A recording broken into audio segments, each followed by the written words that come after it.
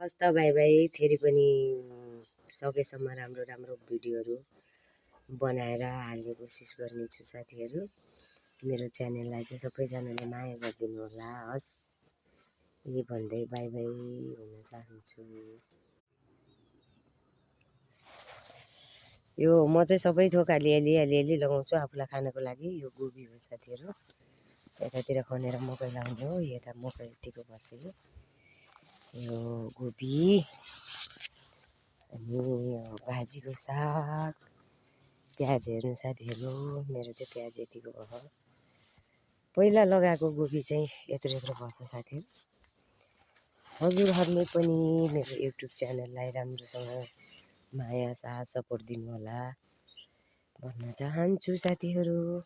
यो मेरो धनिया, यो चाहिँ सोप हो साथीहरू, सोपको साग। अनि त्यसपछि म हजुरहरूलाई देखाउन जान्छु। मेरो 4 बजेतिरै हल्का घाम देखिरहेछ साथीहरू हाम्रो। अब खै भोलि लाग्छ कि भन्ने आशा गरेको छ। अब के हुन्छ है, लाग्छ कि लाग्दैन। हेलो साथी, नमस्ते। हेर्नुहोस् है, हाम्रो चाहिँ आज 4:30 बजेतिर यत्तिको घाम देखिएछ। कति दिनको बादमा आज यतिको घाम देखेछ के रे साथीहरू। भोलि लाग्छ कि भन्ने आशा छ। हजुरहरूकोतिर कस्तो छ, घामको मुख देखिन्छ कि नै। तोरी पनि पाक्न लायो साथीहरू। अब हाम्रो चाहिँ तोरी उखाल्ने काम हुन्छ। हेर्नु साथीहरू, लसुनमा धनिया लसुन कति राम्रो भएछ है। अनि साथीहरू, अस्ति नै मैले भनेको थिएँ नि गहुँ पातलो भएर पानी लाएर छरेको भनेर। हेर्नुहोस् त यति राम्रो हुँदो रहेछ कि, यति राम्रो। अब फल चाहिँ कस्तो हुन्छ हजुरहरूलाई पछि देखाउँला है। अहिले चाहिँ यस्तो राम्रो भयो कि पछि छरेको पनि। हेलो साथीहरू, नमस्ते। सबै युट्युब च्यानलको साथीहरूलाई नमस्कार भन्न चाहन्छु। मेरो किसानी कामको यो हो है साथीहरू। यो केराउ हो।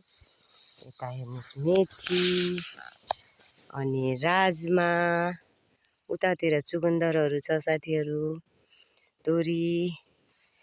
मेरो चाहिँ काम यस्तै हो साथीहरू, किसानी गर्ने अनि भैँसी पाल्ने। हेर्नु न साथीहरू, तपाईँकोतिर कस्तो छ आलु। हेर्नु त, हाम्रो त यहाँ त त्यो घामको मुख नदेखेर यस्तो भयो। आलुको बुट्टा त तुसारो परेर ढुडी हिलाएर आलुको बुट्टा त सर्लाङ सुर्लुङ मर्यो साथीहरू सबै हाम्रो त। साथीहरू, आज चाहिँ हाम्रो हेर्नु न 4:30